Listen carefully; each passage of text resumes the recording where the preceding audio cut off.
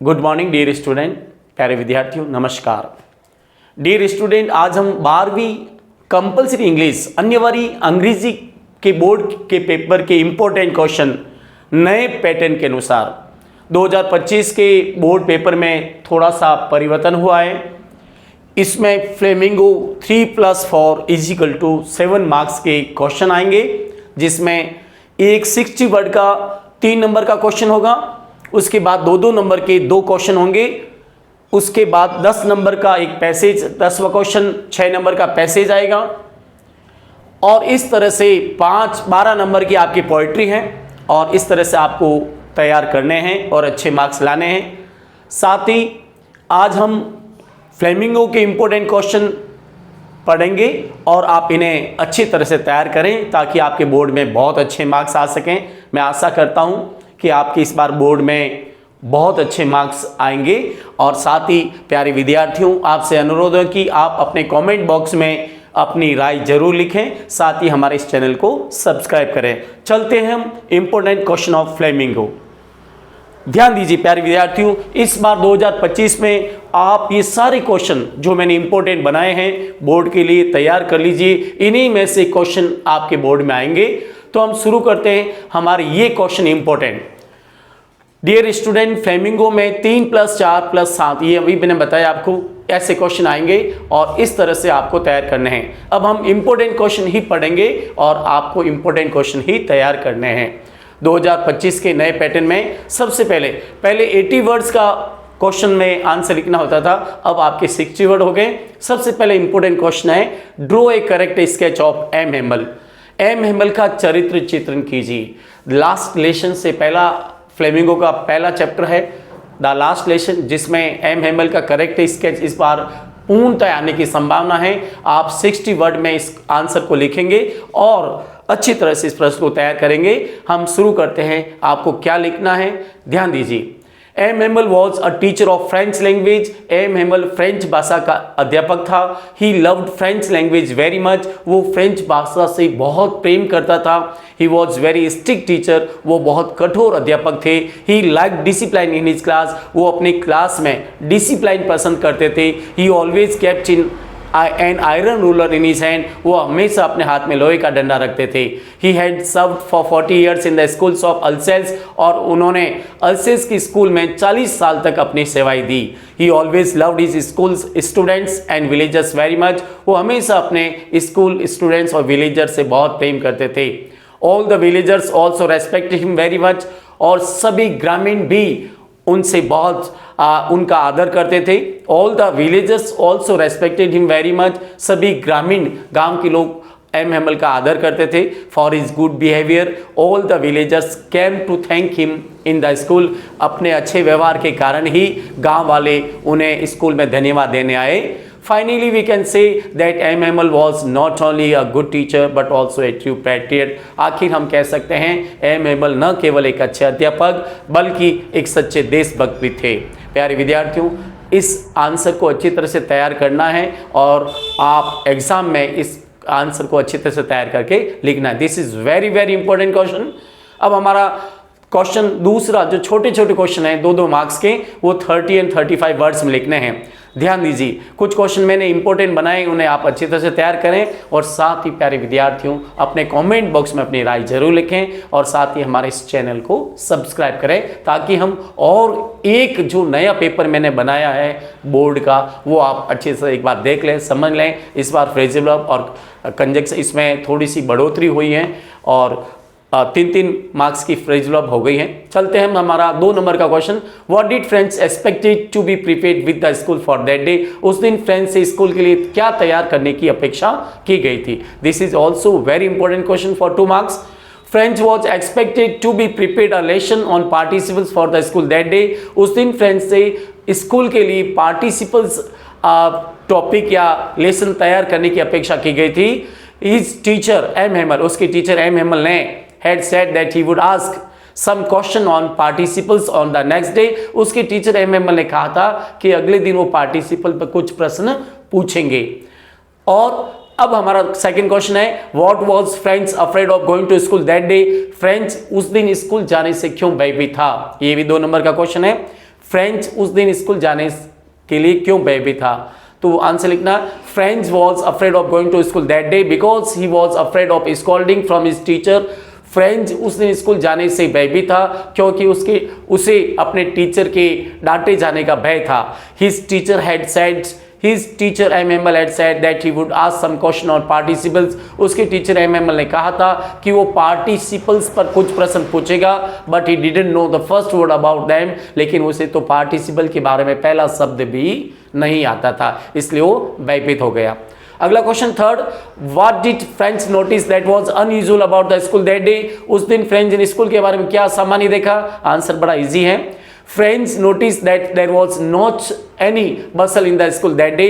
French ने देखा कि उस दिन स्कूल में किसी प्रकार की चहल पहल नहीं थी।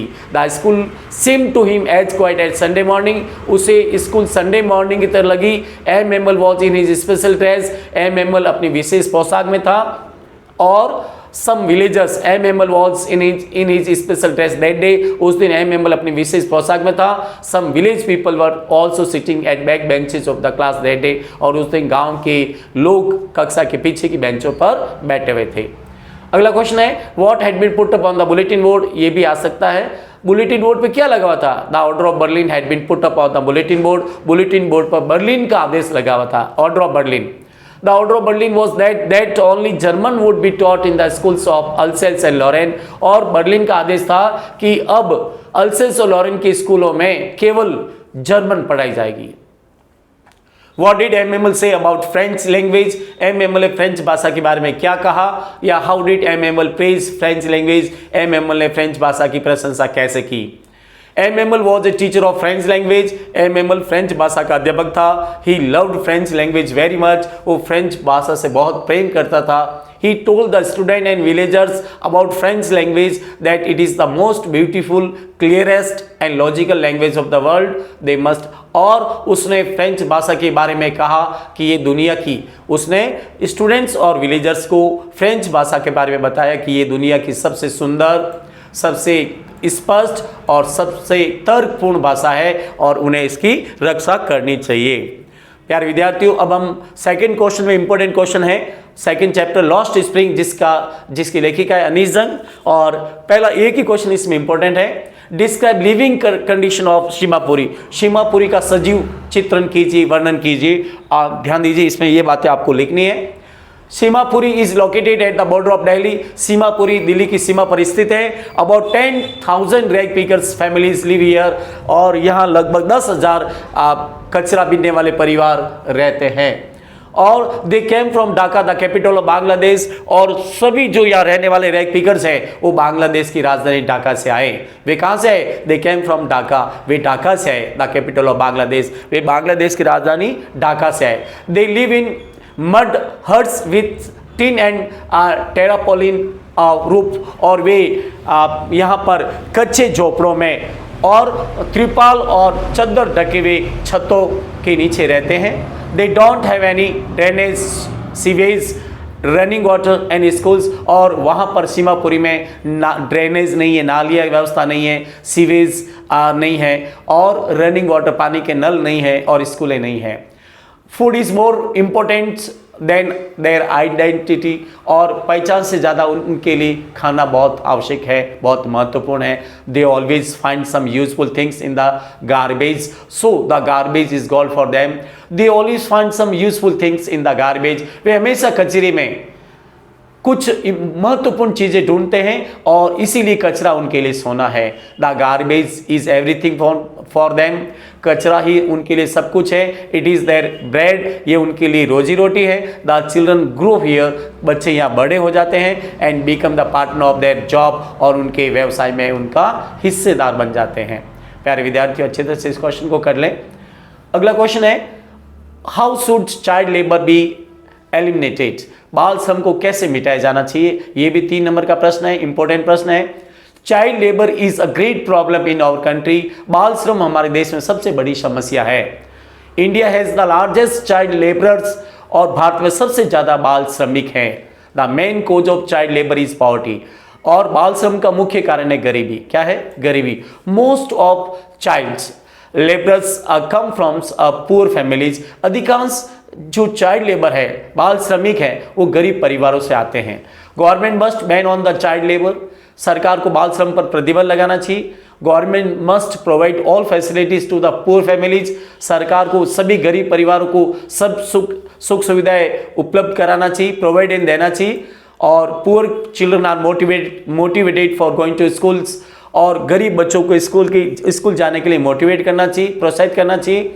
Books, clothes, education and foods should be given to the poor children, गरीब बच्चों को किताबें, कपड़े, शिक्षा और खाना उन्हें दिए जाना चाहिए। और government must punish those people who employ the poor children, और सरकार को उन व्यक्तियों को दंड देना चाहिए जो गरीब बच्चों को रोजगार देते हैं। प्यारे विद्यार्थियों, ये क्वेश्चन भारत में बाल श्रम कैसे मिटाया जाना चाहिए इम्पोर्टेंट है, और इसे आप अच्छी तरह से तैयार कर लें, और साथ ही हमारे इस चैनल को सब्सक्राइब जरूर करें। अगला क्वेश्चन है, Why did sahibs family settle at Seemapuri? ये 2 नंबर का प्रश्न है। साहिब का परिवार सीमापुरी में क्यों बस गया? Sahib was a rag picker, Sahib एक कचरा बीनने वाला था। His family settle at Seemapuri because, उसका परिवार सीमापुरी में बस गया क्योंकि many storm had destroy his fields and houses in Dhaka the capital of Bangladesh, क्योंकि तूफानों ने बांग्लादेश की राजधानी ढाका में उनके घरों और खेतों को तबाह कर दिया, नष्ट कर दिया। When his family had no means of survival there, जब उसके परिवार के पास वहाँ पर कोई आजीविका का साधन नहीं था, they left ढाका, और उन्होंने ढाका छोड़ दिया। Came to India in looking for job, काम की तलाश में भारत आ गए, looking for इन तलाश में, कार्य की खोज में भारत आ गए, and settled in सीमापुरी, और सीमापुरी में बस गए। अगला क्वेश्चन है, Why does अनीस जंग promise to open his school seems hollow? Anees जंग का स्कूल खोलने का वादा क्यों खोखलापन लगता है? 2 नंबर का क्वेश्चन है। Anees Jung's promise to open his school seems hollow because she says it with half joking. Anees जंग का स्कूल खोलने का वादा खोखलापन लगता है क्योंकि वो इस बात को आधी मजाक में कहती है। हाफ जोकिंग का मतलब आधी मजाक में। She doesn't say it seriously, वो इस बात को गंभीरता से नहीं कहती हैं। She knows herself that it takes a longer time to build a school, वो अच्छी तरह से जानती है कि स्कूल बनाने में समय लगता है। She also knows very well that such a promise like her abound in every corner of his bleak world, और वह अच्छी तरह से जानती हैं कि उसके जैसे वादे गरीबों की जिंदगी में हर कोने में भरे पड़े हैं। इस तरह से आपको लिखना answer.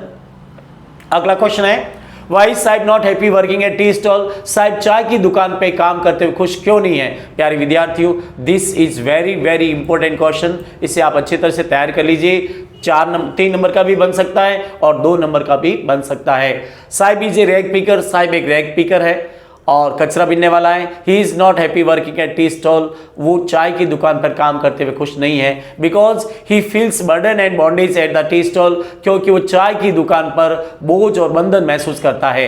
He feels that he has lost his freedom at the tea stall, और वो महसूस करता है कि चाय की दुकान पर उसने अपनी आज़ादी खो दी है।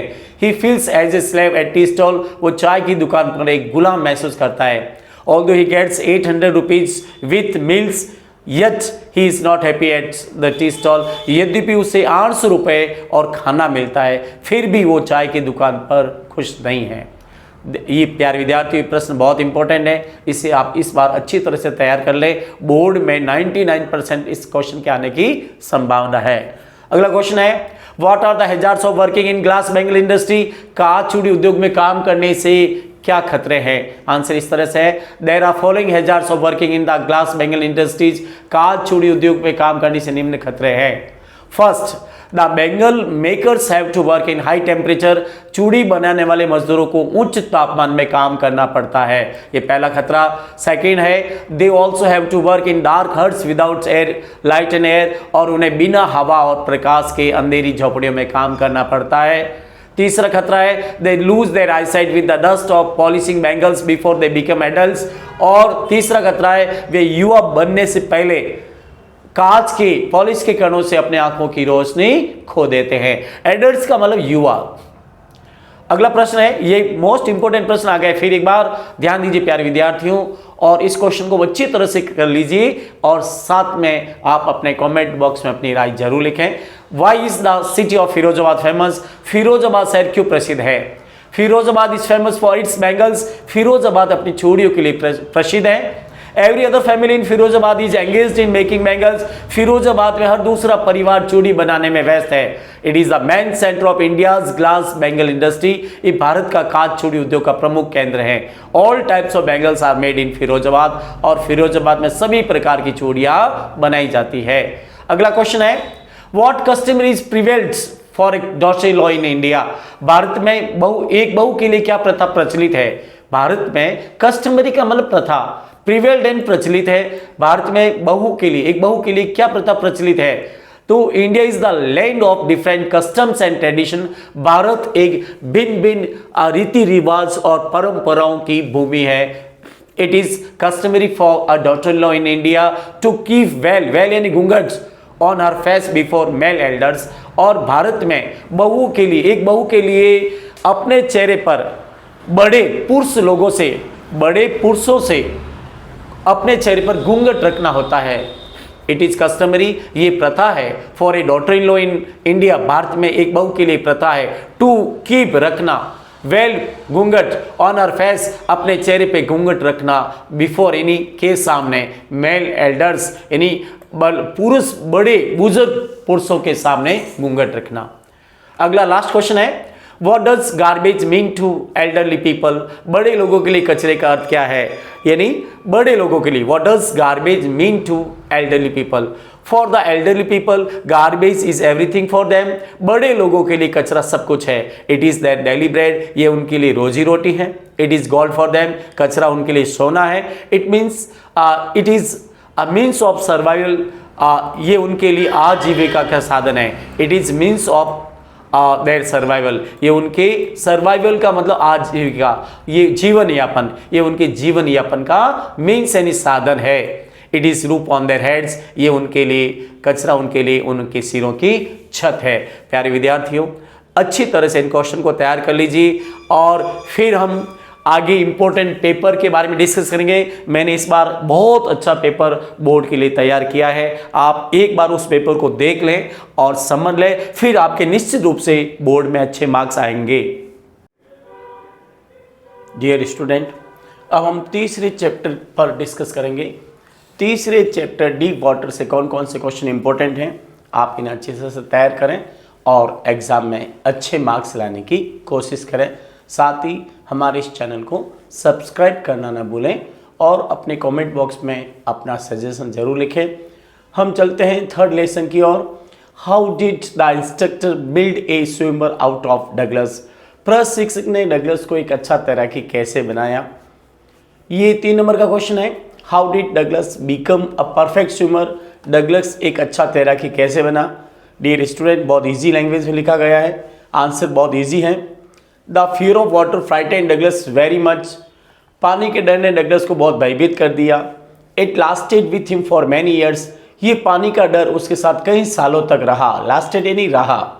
It followed him wherever he went, वो जहाँ भी जाता था पानी का डर उसका पीछा करता था।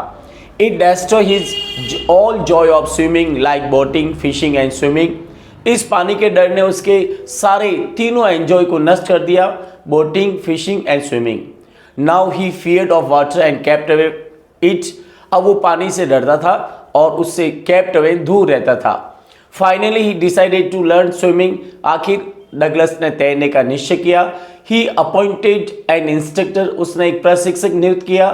The instructor use 3 things to teach Douglas swimming, rope belt and pulley, प्रशिक्षक ने उसे तैरना सिखाने के लिए 3 चीजें काम ली, rope belt and pulley. He taught Douglas exhale in water and inhale out of water, उसने डगलस को पानी के बाहर सांस छोड़ना सिखाया और उसने पानी के अंदर सांस छोड़ना और पानी के बाहर सांस लेना सिखाया। एंड इनहेल का मतलब सांस लेना। He taught Douglas all stroke of swimming, उसने Douglas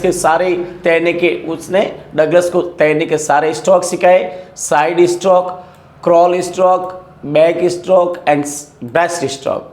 he made Douglas a perfect swimmer with in 6 month, उसने 6 महीनों के अंदर डगलस को एक अच्छा तैराकी बना दिया। प्यारे विद्यार्थियों, अब शॉर्ट आंसर टाइप क्वेश्चन है, 2-2 नंबर के हैं। Y was the YMCA swimming pool shape, YMCA swimming pool क्यों सुरक्षित था? Why did Douglas choose a YMCA pool to learn swim? Douglas ने तैरना सीखने के लिए YMCA पूल को क्यों चुना? बहुत इजी आंसर है। The YMCA swimming pool was shaped because it was 3 feet deep at one side and 9 feet deep at other side. YMCA pool इसलिए सुरक्षित था क्योंकि YMCA पूल सुरक्षित था क्योंकि ये एक तरफ 3 फीट और दूसरी तरफ 9 फीट गहरा था। इट्स ड्रॉप यानी ढलान, इट्स ड्रॉप वॉज स्लोली, इसकी ढलान धीरे धीरे शुरू हो रही थी। It offered exactly opportunity of swimming, और ये तैरने की पूर्ण अवसर प्रदान करता था। एंड इट वॉज इन याकीमा, और ये याकीमा में था। प्यारे विद्यार्थियों, अच्छी तरह से इस आंसर को तैयार कर लीजिए। This is very important question. अगला क्वेश्चन है, what was William Douglas strategy? William Douglas का चक्रव्यूह था, यानी विलियम डगलस का स्ट्रैटेजी क्या था? तो आंसर देखिए, William Douglas strategy was that when his feet hit the bottom, जब उसके विलियम डगलस का चक्रव्यूह था जब उसके पैर तल से टकराएंगे, बॉटम में तल, he would make a big jump, वो एक बड़ा सा जंप लेंगे, कम टू द सरफेस, सतह पे आ जाएंगे, लाई फ्लैट ऑन इट, उस पर लेट जाएंगे, and swim to the edge of the pool, और तैरकर पुल पर किनारे पे आ जाएंगे, एंड तैरकर पुल के किनारे पर आ जाएंगे। ये उनका स्ट्रैटेजी था, ठीक है ना, चक्रव्यूह। ये इंपॉर्टेंट प्रश्न ध्यान रखना। What is the miss adventure that William Douglas speaks about? William Douglas कौन सी दुर्घटना के बारे में बताते हैं? मिस एडवेंचर मतलब दुर्घटना। William Douglas speaks about that miss adventure that had happened with him at the YMCA swimming pool. William Douglas हमें उस दुर्घटना के बारे में बताते हैं जो उनके साथ YMCA स्विमिंग पूल पर घटित हुई थी व्हेन ही वाज 11 इयर्स, और जब वो 11 साल के थे। अब bruiser throws him into the deep water, एक मुक्केबाज उन्हें गहरे पानी में फेंक देता है। He narrowly escapes from the drowning, और वो डूबने से बाल बाल बचते हैं। तो ये बहुत इजी आंसर है। अगला देखिए, Why was Douglas determined to get over his fear of water? Douglas ने अपने पानी के डर पर विजय पाने का निश्चय क्यों किया? आंसर है, the fear of water frightened Douglas very much, पानी के डर ने डगलस को बहुत भयभीत कर दिया। It lasted with him for many years, ये पानी का डर उसके साथ कई सालों तक रहा। It followed him wherever he went, वो जहाँ भी जाता था पानी का डर उसके पीछे पीछे आता था। It destroy his three Joy of fishing, boating and swimming, इस पानी के डर ने उनके 3 जॉय को नष्ट कर लिया, fishing, boating and swimming. That is why, इसीलिए he determined to get over his fear of water, इसलिए उन्होंने पानी के डर पर विजय पाने का निश्चय किया। नेक्स्ट क्वेश्चन है प्यारे विद्यार्थियों, how did Douglas make sure that he conquer the old terror? Douglas को कैसे भरोसा हो गया कि उसने पानी के डर पर विजय हासिल कर ली? या how did Douglas overcome his fear of water, Douglas ने पानी के डर पर विजय कैसे पाई? आंसर बड़ा इजी है। The instructor made Douglas a perfect swimmer with in 6 months but he didn't believe in him. प्रशिक्षक ने डगलस को एक 6 महीनों के अंदर अच्छा तैराकी बना दिया, लेकिन डगलस को अपने आप पर भरोसा नहीं था। For sure he went to the Wentworth lake and cross it with all the stroke of swimming, और अपने भरोसे के लिए वो वेंटवर्थ झील पर गए और उन्होंने सारे स्ट्रोक से, चारों स्ट्रोक से उस लेक को पार किया। Side stroke, back stroke, crawl stroke and breast stroke. Then he went to the warm lake, फिर वो वार्म लेक पे गए and cross it like a dog corporal, और उन्होंने डॉग कॉर्पोरन की तरफ से पार किया। थस, इस प्रकार से he overcame his fear of water, इस प्रकार से उन्होंने अपने डर पर, पानी के डर पर विजय हासिल की। प्यारे विद्यार्थियों, अब हमारा चैप्टर है द रेड ट्रैप, और इसमें से एक बड़ा क्वेश्चन है फेरी वाले का करेक्ट स्केच, अच्छी तरह से याद कर लीजिए। अब हम 3 नंबर के प्रश्न पर डिस्कस करते हैं। Draw a correct sketch of the peddler, peddler का चरित्र चित्रण कीजिए। बहुत इजी आंसर है, आप इसे अच्छी तरह से याद कर लें। The peddler was a poor man, peddler फेरी वाला एक गरीब आदमी था। He sold his rat traps from village to village, वो गांव गांव अपने चुएदानी बेचता था। He himself made them in leisure time, वो उन्हें फुर्सत में स्वयं बनाता था। But his job was not profitable, लेकिन उसका धंधा लाभदायक नहीं था। Therefore he had to do petty thievery along with the selling his rat tapes, इसीलिए चूहेदानी बेचने के साथ साथ वो छोटी मोटी चोरियां करता था। पैटी थ्योरी का मतलब छोटी मोटी चोरियां करता था। Even so his clothes were always dirty and rags, इसके बावजूद भी उसके कपड़े हमेशा गंदे और फटे हुए रहते थे। The hunger always shone in his eyes, भूख हमेशा उसकी आंखों में चमकती थी। The world was never kind to him, so he always thought wrong about the world, दुनिया उसके प्रति कभी भी अच्छी नहीं थी, इसलिए वो हमेशा दुनिया के प्रति बुरा सोचता था। According to him the whole world around him was nothing but a big rat trap, उसके अनुसार पूरी दुनिया जो उसके चारों ओर है कुछ भी नहीं है बल्कि एक बड़ी चूहेदानी है। The world gives us the baits like riches and joy, food and shelter, heat and clothing, just the rat trap gives baits to the rat like cheese and Perk.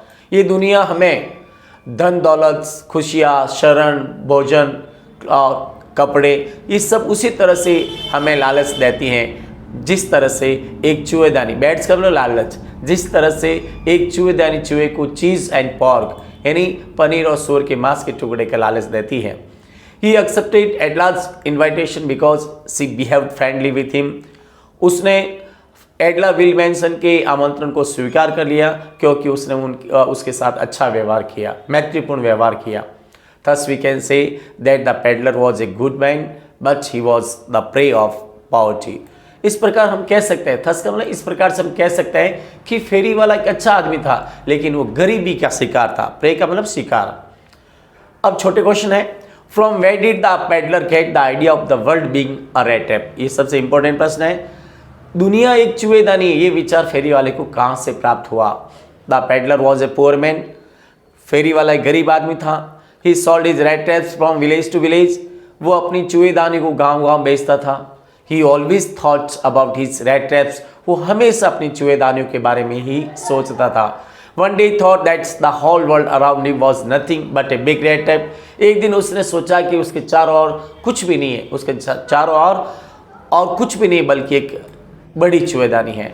He thought that the world around him, ये दुनिया जो उसके चारों ओर है कुछ भी नहीं है, ये दुनिया जो उसके चारों ओर कुछ भी नहीं है बल्कि एक बड़ी चूहेदानी है। The ideas of the world being a rat trap came to his mind from his rat traps which is sold from village to village, और वो आइडिया दुनिया एक चूहेदानी विचार उसके चूहेदानियों से आया जो वो गांव गांव बेचता था।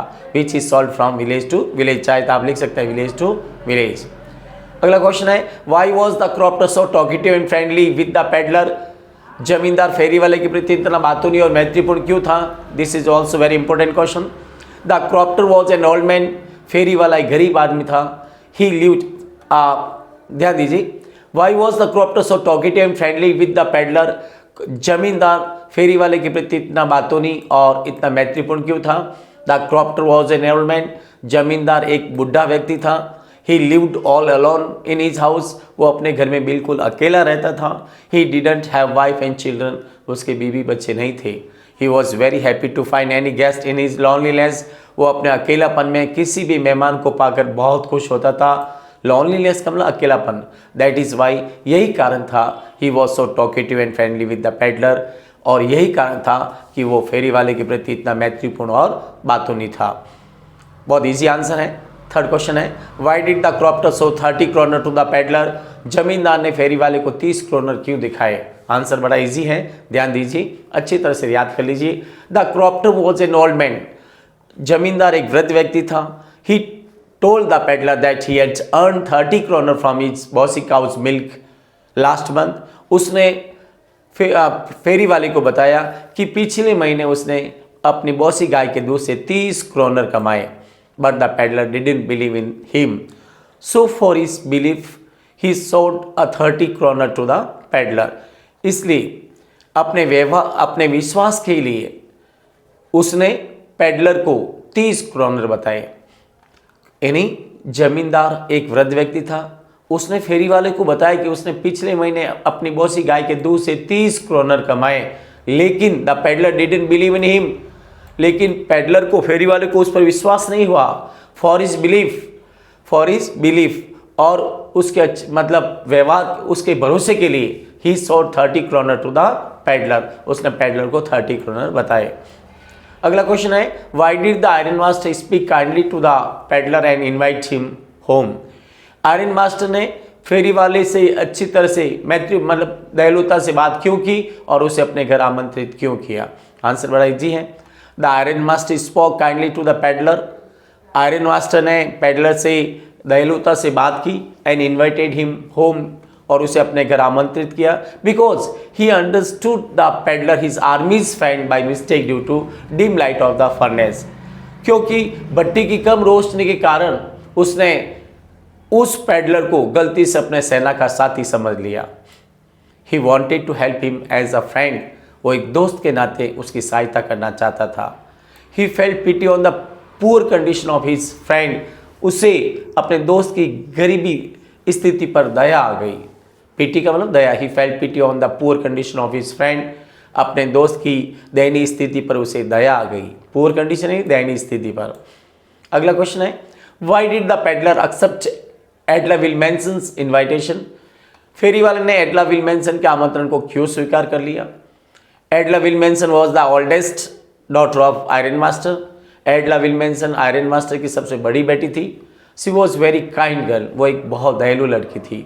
सी behaved friendly manner with the peddler. उसने फेरी वाले के साथ बड़ा मैत्रीपूर्ण व्यवहार किया।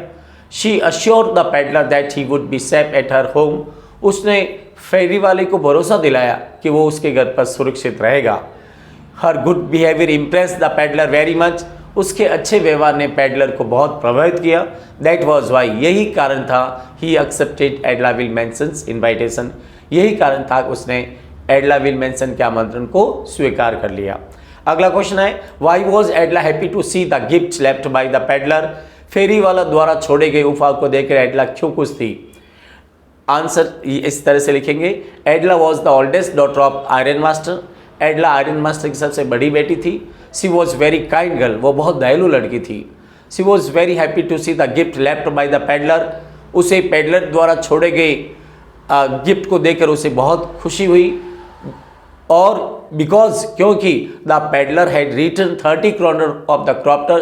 क्योंकि फेरी वाले ने उस जमींदार के 30 क्रोनर लौटा दिए थे। He requested to Edla to return the stolen money to the crofter. उसने एडला से विनती की कि वो चुराए हुए पैसे उस क्रॉप्टर को लौटा दे। She thought that the peddler had change. उसने सोचा कि पेडलर बदल गया है। अगला question last why did the peddler sign himself as a captain von Stahle. पेडलर ने लेटर पर कैप्टन वॉन स्टोले के साइन क्यों किए? The peddler was a thief. फेरी वाला चोर था but Edla behaved good with him as a captain von Stahle. लेकिन एडला ने उसके साथ कैप्टन वॉन स्टोले के रूप में स्वागत किया, व्यवहार किया। This friendly behaviour change his mind. इस मैत्रीपूर्ण व्यवहार ने उसके मन को बदल दिया। He also wanted to behave as a captain von Stahle. और वो भी बदले में कैप्टन वॉन स्टोले के रूप में व्यवहार करना चाहता था। That was why he sign himself as a captain von Stahle. इसीलिए उसने लेटर पर कैप्टन वॉन स्टोले के हस्ताक्षर किए। प्यारे विद्यार्थियों, अब हमारा 5वां चैप्टर है। इसमें से कुछ क्वेश्चन इंपॉर्टेंट हैं, वो अच्छी तरह से तैयार कर लीजिए। इंडिगो का मतलब होता है नील। पहला प्रश्न है आपका why was Rajkumar Shukla described as being resolute. Rajkumar Shukla को दृढ़ प्रतिज्ञा वाला क्यों बताया गया है? राजकुमार शुक्ला को दृढ़ संकल्प वाला क्यों बताया गया था? Rajkumar Shukla was a poor peasant of Champaran. Rajkumar Shukla Champaran के एक गरीब किसान थे। He was also a sharecropper. वो एक बटाईदार भी थे। He was an illiterate but resolute. वो एक अशिक्षित थे लेकिन दृढ़ संकल्प वाले थे। He was described as being resolute because उन्हें दृढ़ संकल्प वाला बताया गया है because he promise to bring Gandhi ji to his district Champaran. क्योंकि उन्होंने गांधी जी को अपने जिले चंपारण में लाने का वादा किया था, इसलिए उन्हें दृढ़ संकल्प वाला कहा गया है। अगला क्वेश्चन है why did Rajkumar Shukla approached Gandhi ji. Rajkumar Shukla Gandhi ji के पास क्यों पहुंचे? आंसर बड़ा इजी है। Rajkumar Shukla was a poor peasant of Champaran. Rajkumar Shukla Champaran के गरीब किसान थे। He approached Gandhi ji because he wanted to tell Gandhi ji about the injustice of landlord system in Bihar. और वो गांधी जी के पास पहुंचे क्योंकि वो बिहार में अन्यायपूर्ण जागीरी प्रथा के बारे में गांधी जी को बताना चाहते थे। Somebody had probably told him that only Gandhi ji would help him। किसी ने उन्हें बताया था कि संभवतया गांधी जी ही उसकी सहायता करेंगे। He wanted to bring Gandhi ji to Champaran with him, और वो गांधी जी को अपने साथ चंपारण में लाना चाहता था। To show the situation of peasant, किसानों की स्थिति बताने के लिए वो गांधी जी को चंपारण लाना चाहता था, इसलिए वो गांधी जी के पास पहुँचे। Why did Gandhi ji plan to go to Muzaffarpur, Gandhi ji ने मुजफ्फरपुर जाने की योजना क्यों बनाई? Gandhi ji plan to go to Muzaffarpur because it was on route to the Champaran, Gandhi ji ने मुजफ्फरपुर जाने का निश्चय किया क्योंकि चंपारण के रास्ते पर था। He wanted to get more and more information about the British landlord and peasants, वो अंग्रेज जागीरदारों और भारतीय किसानों के बारे में ज़्यादा से ज़्यादा जानकारी हासिल करना चाहते थे। He also wanted to meet the lawyers in Muzaffarpur, और वो मुजफ्फरपुर में वकीलों से भी मिलना चाहते थे। अगला क्वेश्चन है, why did Gandhi ji scold the lawyers, Gandhi ji ने वकीलों को क्यों डांटा? आंसर बड़ा इजी है, Gandhi ji scolded the lawyers because they were taking very big fees from the poor sharecropper, Gandhi ji ने वकीलों को डांटा क्योंकि वे गरीब बटाईदारों से बहुत बड़ी फीस ले रहे थे। They were not understanding the miserable condition of poor sharecropper, वे गरीब बटाईदारों की स्थिति नहीं समझ रहे थे। The condition of peasants was not good at that time, उस समय किसानों की स्थिति अच्छी नहीं थी। दे वर incapable to pay such a high fees to the lawyers, वे वकीलों को इतनी बड़ी फीस देने में असमर्थ थे, इसलिए गांधी जी ने वकीलों को डांटा। लास्ट क्वेश्चन है, what were the terms of contract between the British landlord and Indian peasants, भारतीय किसानों और अंग्रेज जागीरदारों के बीच में, जमींदारों के बीच में क्या समझौता था? आंसर इजी है, द टर्म्स एंड शर्तें, the terms of contract between the British landlord and Indian peasants were that the Indian farmers would grow 15% indigo crop on their lands and surrender the whole harvest to the British landlord. समझौते की शर्तें थी कि the terms of contract between British landlord and Indian peasants were that, और समझौते अंग्रेज जागीरदारों और भारतीय किसानों के बीच में समझौते की शर्तें ये थी कि भारतीय किसानों को उनकी ज़मीन पर 15% इंडिगो बोना था, नील बोनी थी, और पूरी फसल अंग्रेज जागीरदारों को सौंपनी थी। ये उनके बीच में समझौते की शर्तें थी। लास्ट क्वेश्चन है, why did Gandhi ji agree to settlement of 25% refund to the farmers, Gandhi ji 25% Gandhi ji किसानों के 25% धन वापसी के समझौते पर क्यों सहमत हो गए? इजी है, Gandhi ji agree to a settlement of 25% refund to the farmer because according to him, Gandhi ji, और it was not matter of the money but it was a matter of their prestige, Gandhi ji किसानों के 25% धन वापसी पर सहमत हो गए because according to Gandhi ji के अनुसार it was not matter of money, ये मामला पैसों का नहीं था, but it was the matter of prestige, their prestige, ये मामला उनकी प्रतिष्ठा का था। The first time the British government was defeated on the land of India, पहली बार अंग्रेज भारत की भूमि पर हार गए। It was the token of the victory of the peasants, ये किसानों की विजय का संकेत था। इस तरह से आपको आंसर लिखना है 25% धन वापसी वाला। अब हमारा चैप्टर आ रहा है द पर्ल्स एंड पैनकेक। ध्यान दीजिए, कवि और सौंदर्य सामग्री, इसका लेखक है अशोकामित्रन। छोटे छोटे क्वेश्चन है, who was the office boy, why did he join the studios, office boy कौन था, उसने स्टूडियो क्यों ज्वाइन किया? बहुत इंपॉर्टेंट क्वेश्चन है प्यारे विद्यार्थियों। और साथ ही हमारे इस चैनल को सब्सक्राइब, लाइक और शेयर करना ना भूलें, और साथ ही अपने कमेंट बॉक्स में ज़रूर लिखें आपको और क्या समझने हैं और ये पेपर कैसा लगा, ये क्वेश्चन कैसे लगे। ऑफिस बॉय कौन था, उसने स्टूडियो क्यों ज्वाइन किया? The office boy was not a boy, office boy लड़का नहीं था। He was the man of 40 years old, वो एक 40 साल का आदमी था। He did makeup of the crowd players, वो भीड़ वाले पात्रों का मेकअप करता था। He join the studios in hope of becoming a star actor, top screen writer, director, lyrics writer. उसने स्टूडियो इस आशा में ज्वाइन किया कि वो फ्यूचर में एक स्टार एक्टर बन जाएगा, टॉप स्क्रीन राइटर बन जाएगा, डायरेक्टर बन जाएगा या लिरिक्स राइटर बन जाएगा। अगला क्वेश्चन है, who was the office boy, why was he disappointed to Subbu, office boy कौन था? वो सुबू से क्यों नाराज था? The office boy was not a boy, office boy एक लड़का नहीं था। He was the man of 40 years old, वो 40 साल का व्यक्ति था।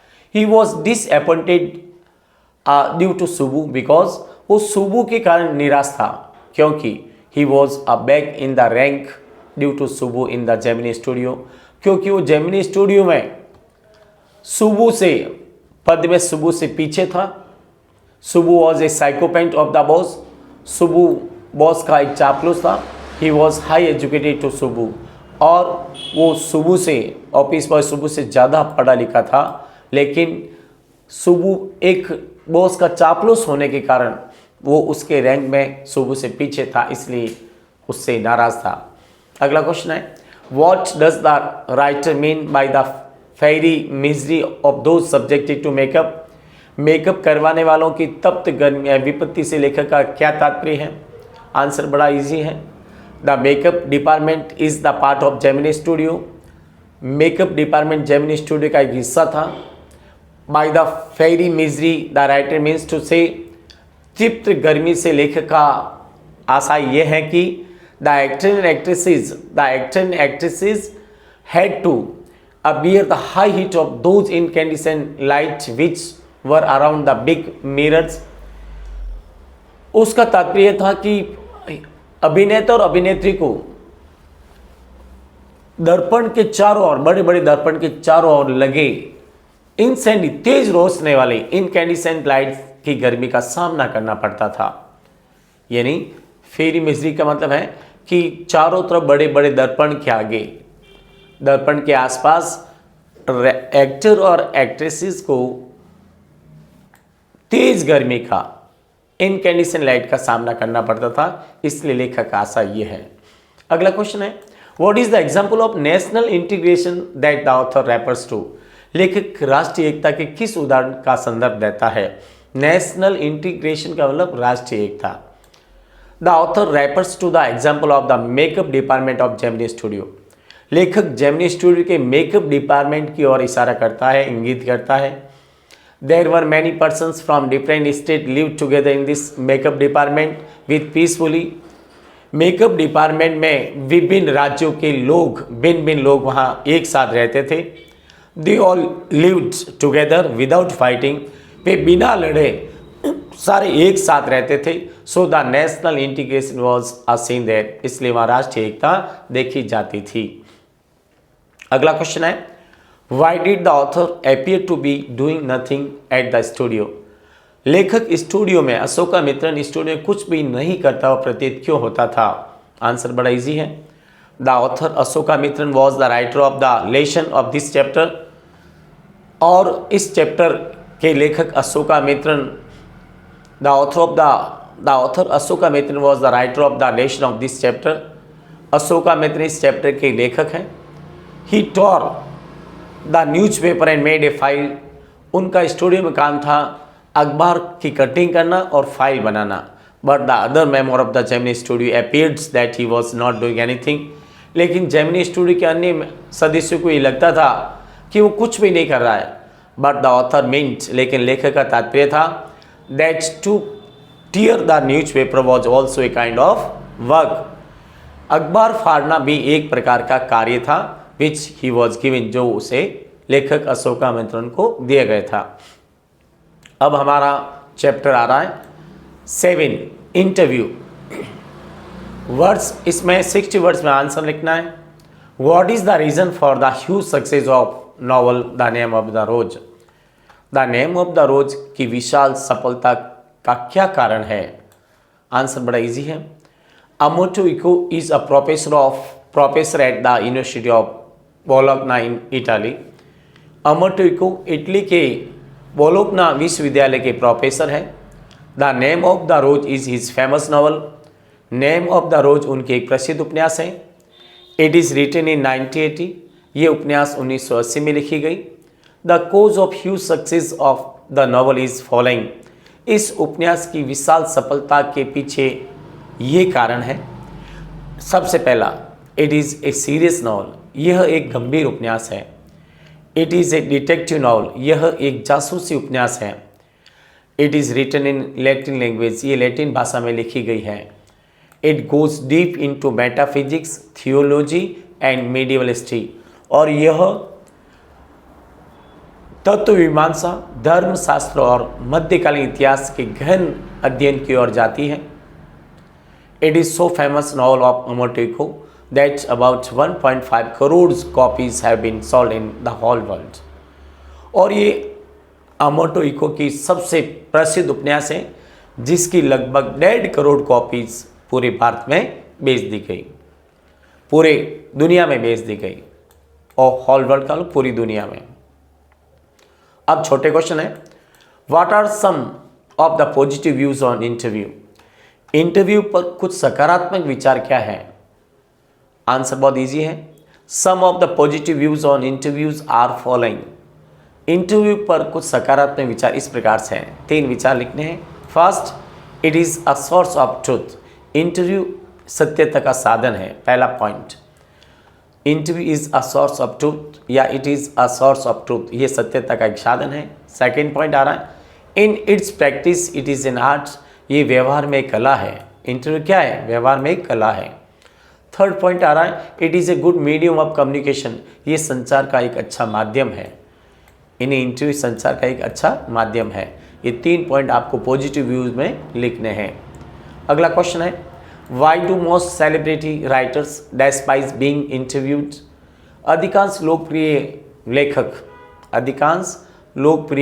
लेखक साक्षात्कार देने से क्यों नफरत करते हैं?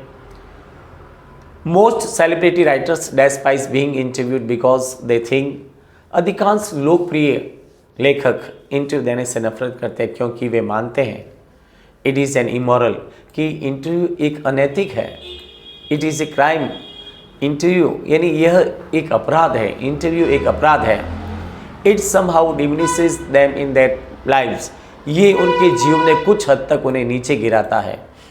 ये उनके जीवन में, इंटरव्यू उनके जीवन में कुछ हद तक उन्हें नीचे गिराता है। It is a kind of punishment, ये एक प्रकार की सज़ा है। इंटरव्यू क्या है? एक प्रकार की सज़ा है। It is unwarranted intrusion in their lives, ये उनके जीवन में अनावश्यक दखल अंदाजी है। तो इस तरह से 5 पॉइंट आपको डैश वाइज में लिखना है। कुछ लोकप्रिय लेखक इंटरव्यू देने से नफरत करते हैं, उसमें आपको 5 पॉइंट अच्छी तरह से लिखने हैं। और नेक्स्ट हमारा क्वेश्चन है, what do you understand by the expression thumbprint on his pipe. श्वास नली पर अंगूठा रखने का तात्पर्य क्या है? श्वास नली पर अंगूठे के निशान से आप क्या समझते हैं? आंसर बड़ा इजी है। The thumbprint on his windpipe is the expression of Saul Bellow. श्वास नली पर अंगूठा रखना, इस अभिव्यक्ति, ये सॉल बेलो की अभिव्यक्ति है। According to him, a person feels suffocation by the interviewer at the time of interview. और उसके अनुसार एक व्यक्ति इंटरव्यू के दौरान इंटरव्यू लेने वाले से घुटन महसूस करता है। He feels that the interviewer has put his thumb on his windpipe at the time of interview।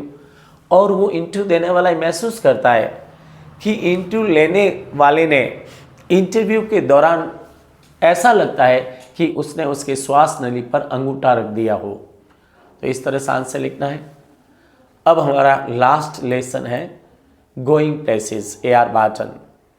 Draw a correct sketch of Sophie. Sophie का चरित्र चित्रण कीजिए। Sophie was a day dreamer girl. Sophie एक दिन में सपने देखने वाली लड़की थी। ये लाइन इंपॉर्टेंट है, ये क्वेश्चन बड़ा इंपॉर्टेंट इस बार बोर्ड 2025 के लिए। Sophie was a day dreamer girl. Sophie एक दिन में सपने देखने वाली लड़की थी। She always lived in a fairy land. वो हमेशा परी लोक में रहती थी। She was number 1 liar. वो 1 नंबर की झूठी थी, लायर इन झूठी। No member of her family believed in Sophie. उसके परिवार का कोई भी सदस्य सोफी पर विश्वास नहीं करता था। Only her brother Geoff always believed in her. केवल उसका भाई जियोफ ही उस पर यकीन करता था। She was dreaming to open a boutique shop. वो एक सौंदर्य बुटीक शॉप दुकान लगाने के सपने देख रही थी। For the money of boutique shop, और बुटीक शॉप के पैसे के लिए she was dreaming to become a manager and actress, a fashion designer. और वो बुटीक दुकान के पैसों के लिए वो एक मैनेजर बनने के, एक एक्ट्रेसेस बनने के और एक फैशन डिज़ाइनर बनने के सपने देख रही थी। She was dreaming to meet Danny Casey, the international football player of Ireland. वह आयरलैंड के अंतर्राष्ट्रीय फुटबॉल खिलाड़ी डैनी कैसी से भी मिलने का सपना देख रही थी। She wanted to see unseen and unknown places with her brother on bike. वो अपने भाई जियोफ के साथ बाइक के पीछे बैठकर अनसीन और अननोन प्लेसेस देखना चाहती थी। Thus we can say that Sophie was a good girl but she had a lack of sense. इस प्रकार हम कह सकते हैं कि सोफी एक अच्छी लड़की थी, लेकिन उसमें ज्ञान की कमी थी। ही हैड ए लैक यानी कमी, he had a lack of sense, उसमें ज्ञान की कमी थी। अब 2 नंबर के क्वेश्चन है, where was it most likely that the two girls would find work after the school. School छोड़ने के बाद दोनों लड़कियों को काम मिलने की सबसे ज़्यादा संभावना कहाँ थी। आंसर इस तरह से लिखना है, Sophie and जेंसी were classmates and friends. Sophie और जेंसी दोनों सहपाठी और एक सही मित्र थी। दे ऑलवेज लिव टुगेदर, हमेशा साथ साथ रहती थी। Sophie was a day dreamer girl while जेंसी was a sensible. Sophie एक दिन में सपने देखने वाली लड़की थी, जबकि वाइल का मतलब जबकि जेंसी एक समझदार लड़की थी, सेंसिबल लड़की थी। Jansie knew very well that both girls were made only for biscuit factory. Jansie अच्छी तरह से जानती थी कि दोनों लड़कियां केवल बिस्किट फैक्ट्री के लिए बनी हैं। So they would find job in the biscuit factory, इसलिए उन्हें स्कूल के बाद बिस्किट फैक्ट्री में काम मिलेगा। अगला क्वेश्चन है, how does Sophie include her brother Geoff in her fantasy of her future.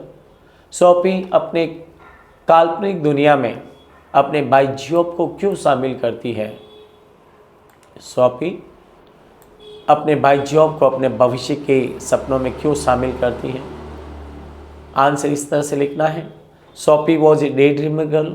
Sophie एक दिन में सपने देखने वाली लड़की थी। She always lived in a fairy land, वो हमेशा परीलोक में रहती थी। शी वॉज नंबर 1 लाई, वो 1 नंबर की झूठी थी।